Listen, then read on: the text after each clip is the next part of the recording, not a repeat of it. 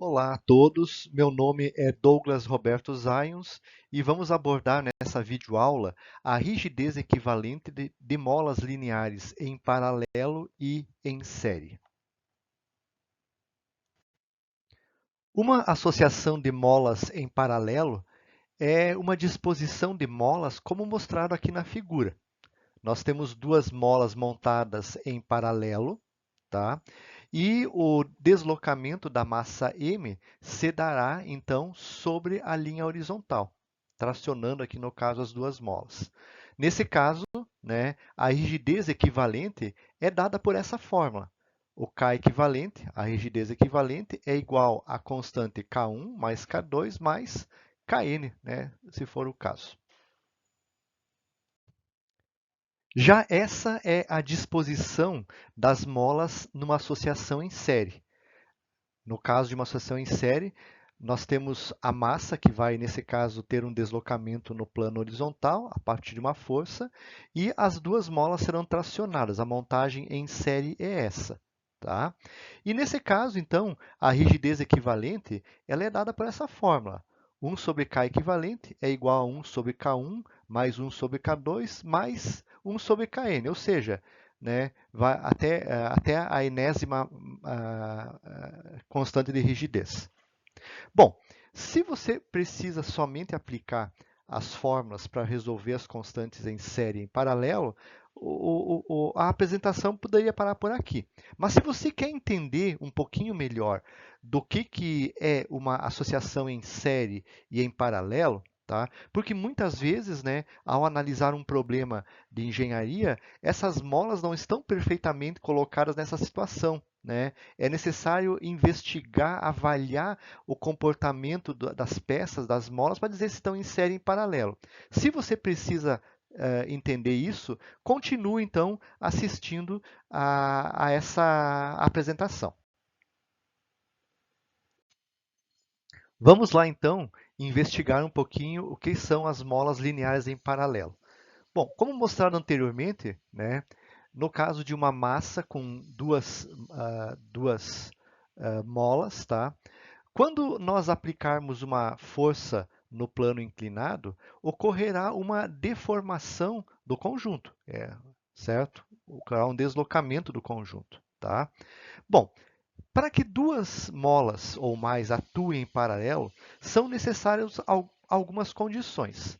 A primeira condição é essa: as molas devem ter a mesma deformação, ou seja, x é igual a x1, que é igual a x2, certo? Olhem só, x aqui é igual a x1, que também é igual a x2. Então, essa é a condição importante, é uma das condições importantes para que duas molas estejam em paralelo.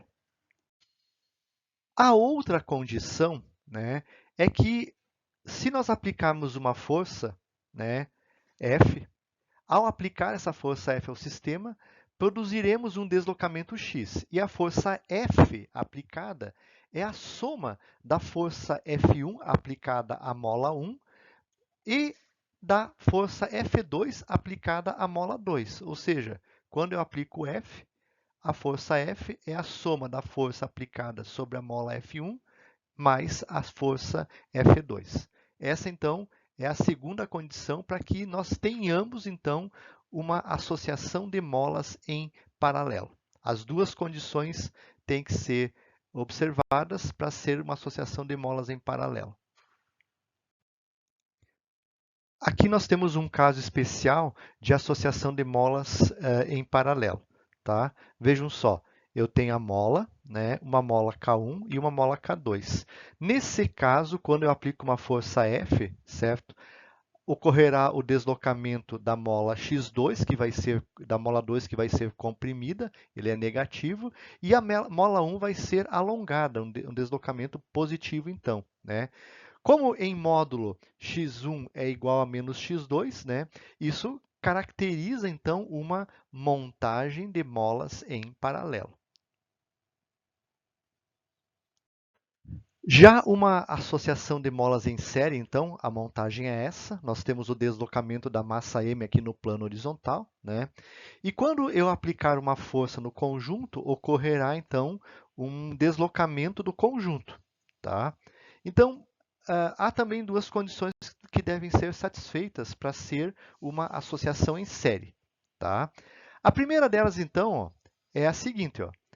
A força aplicada sobre o sistema, ela atua igualmente sobre ambas as molas. Ou seja, quando eu aplico a força F, essa mesma força F está aplicada em cima da constante K2, da mola 2, e também da mola 1. Ambas as molas estão transmitindo a mesma força. É como se eu tivesse alguma coisa assim, ó. Nesse caso, ó, todas as pessoas estão sendo submetidas à mesma força F. Então, é a primeira condição, certo? Já a segunda condição para ter uma associação de molas em série, né, é que o alongamento, ou seja, a deformação total do conjunto, ela é igual à soma, né, das deformações de cada uma das molas. Nesse caso aqui, a mola 1 teve uma deformação x1, ó, e a mola 2 teve uma deformação x2. Observe que a deformação x2 é maior do que a x1 em função do valor das constantes elásticas, tá? Então, ó, a deformação total do conjunto é a soma do x1 mais o x2.